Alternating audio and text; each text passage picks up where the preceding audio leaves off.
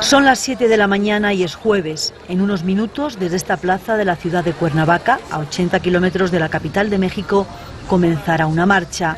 La primera marcha nacional de varios días para pedir paz y justicia desde que Felipe Calderón es presidente.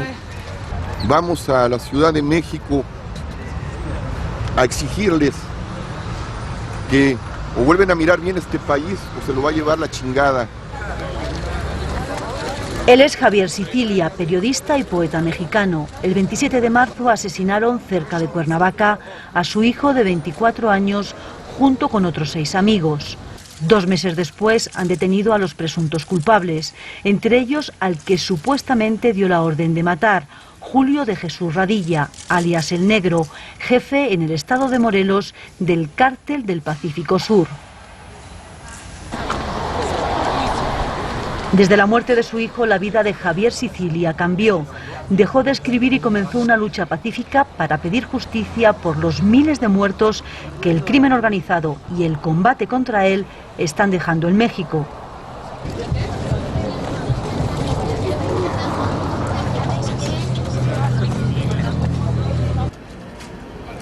El narcotráfico existe en este país desde hace décadas y durante muchos años hubo un pacto de convivencia entre políticos y capos.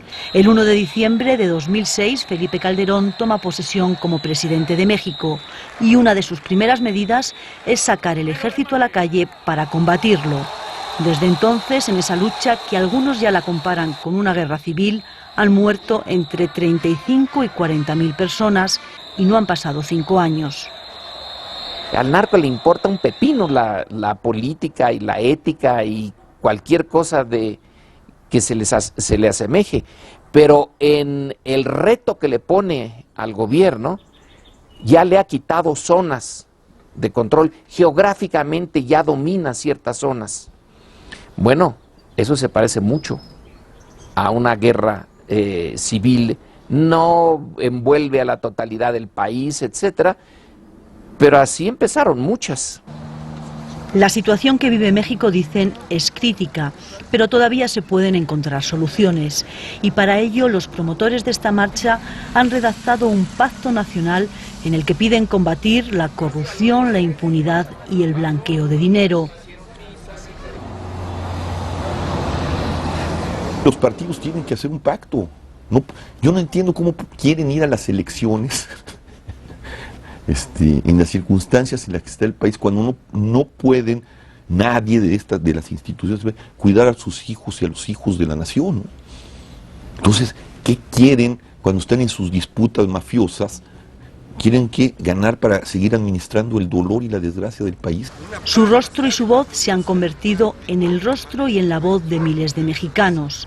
Ahora algunos caminan junto a él. Julián Levarón dice que la sociedad también es culpable de lo que pasa porque no protesta. Él asegura que seguirá pidiendo justicia para sus muertos. Un hermano de mi esposa fue asesinado por unos narcotraficantes porque el líder de ellos quería, que le gustaba la novia de mi cuñado, por eso lo mataron.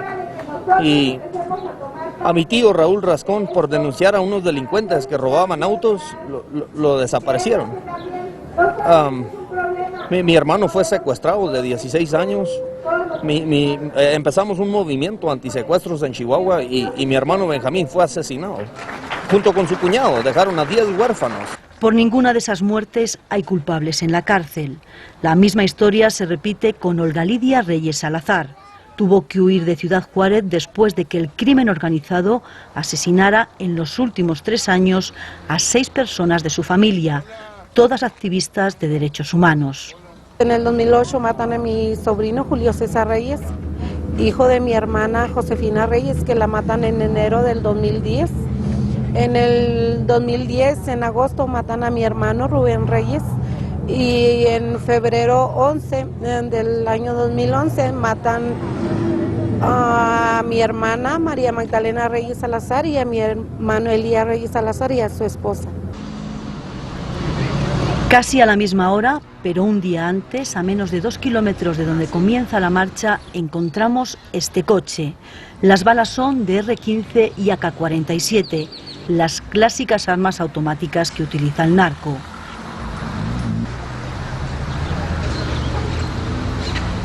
Los últimos 5 años han sido más de 1.200 crímenes que se han cometido.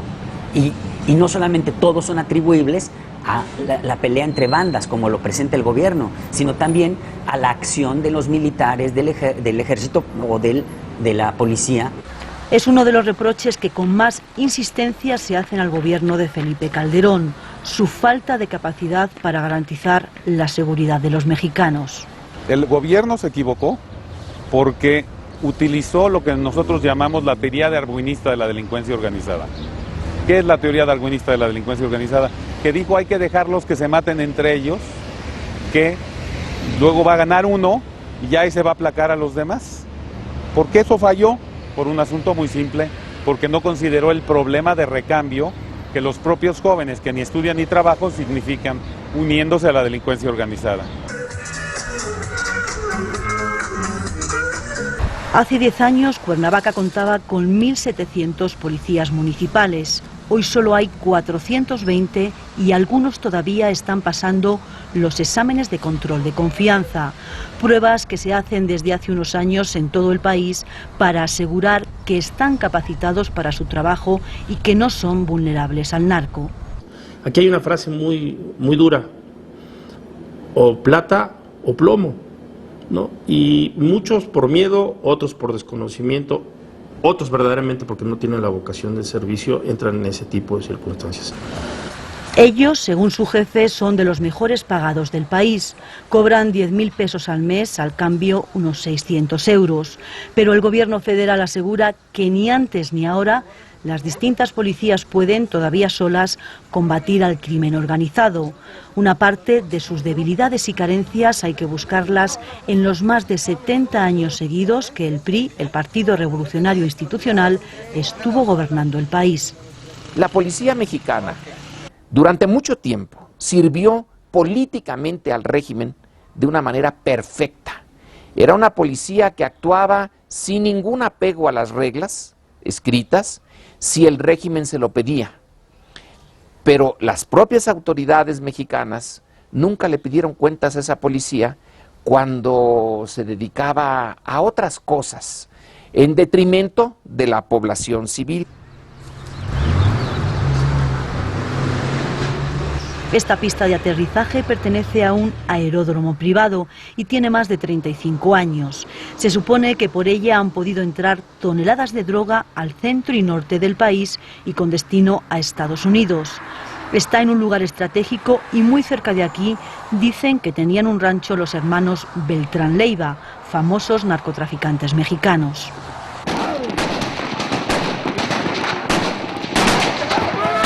El 16 de diciembre de 2009, con un operativo de 200 hombres, la Marina Mexicana entra en la casa de Arturo Beltrán Leiva, en un barrio residencial de Cuernavaca, y acaban con su vida. Ha pasado aproximadamente año y medio desde que la Marina Mexicana matara en uno de estos edificios a Arturo Beltrán Leiva y desde entonces y hasta hoy el número de asesinatos atribuidos al crimen organizado ha aumentado considerablemente en Cuernavaca y lo dicen tanto organizaciones de derechos humanos como el propio jefe de la policía de la ciudad. En esta ciudad nadie pone en duda que hay una lucha por el poder entre 5 grupos de narcotraficantes divididos en 2 bandos. Parte de la barbarie de esa lucha la demuestran estas imágenes. Lo que ya es más cuestionable es que todos los muertos tengan que ver con el narcotráfico. Entonces hay una deuda a partir de la muerte de mi hijo hacia atrás y hacia adelante. Tenemos que censar a cada uno de sus muertos, tenemos que ver qué está pasando, cuáles fueron inocentes, seguramente muchísimos. Una muestra de que la justicia falla en México la encontramos en esta mujer. Por miedo prefiere ocultar su cara. Nos muestra el lugar donde unos delincuentes secuestraron a su hijo. Ella es la madre de Rodrigo, más conocido como el Chemis. Fue el primer detenido acusado de participar en las muertes de Juan Francisco Sicilia y sus amigos. Le torturaron y se autoinculpó, pero a pesar de que no hay pruebas contra él, continúa retenido.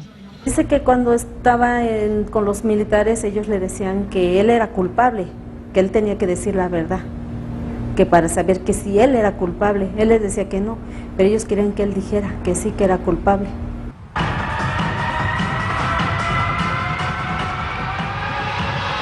La corrupción y la falta de justicia también impiden a los periodistas hacer su trabajo. En los informativos mexicanos cada día se emiten noticias sobre el crimen organizado. Carlos Zúñiga nos cuenta que en la capital de México hay más libertad de información, pero esta desaparece sobre todo en el norte del país.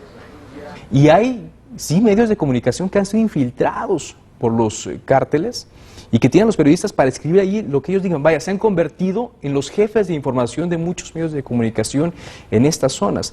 Carlos nos sitúa en este mapa los lugares más peligrosos. Por supuesto, está Ciudad Juárez, también Monterrey, la capital económica de México, pero hay más.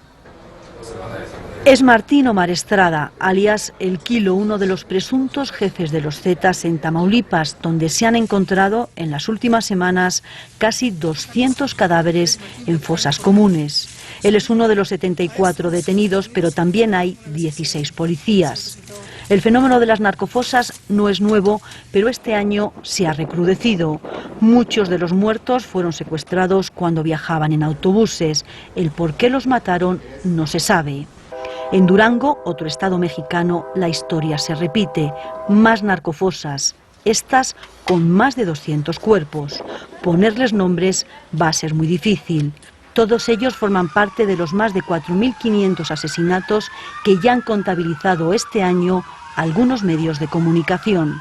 La enorme mayoría se dan en zonas muy concentradas. México es un país que se compone de casi 2.500 municipios. De esos municipios es en menos de 80 en donde se concentran prácticamente el 80% de los homicidios por la violencia entre los delincuentes. Ya es domingo y la marcha por la paz y la justicia ha llegado a la capital de México. Empezaron siendo cientos y ya son miles.